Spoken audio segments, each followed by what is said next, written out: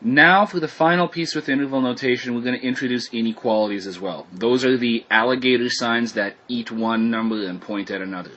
So in question A, I've given you that x is between -3 and 10.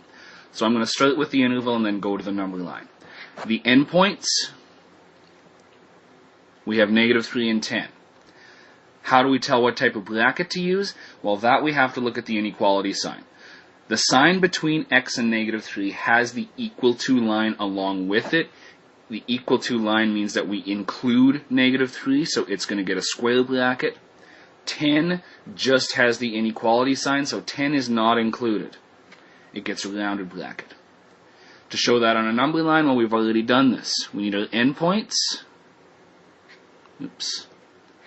At -3 and at 10. -3 gets the filled in circle, 10 gets the open circle, and we just shade between like we did before. B, now we have to pay attention to the direction of the inequality sign since we only have one endpoint.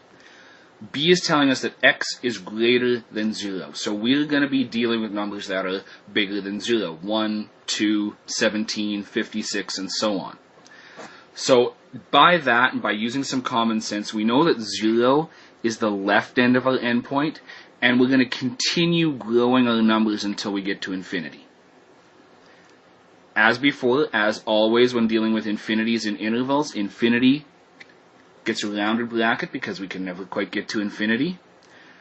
Looking at 0, the inequality sign between x and 0 has no equal to line with it, it's just the inequality sign. So it as well gets a rounded bracket. This interval, because it has both rounded brackets, is called an open interval. The interval in A, which having one square, one rounded, doesn't have a designation. If we were to have an interval that had both square brackets, that would be called a closed interval. Anyway, to put B on the number line, we only have one endpoint, that would be a 0.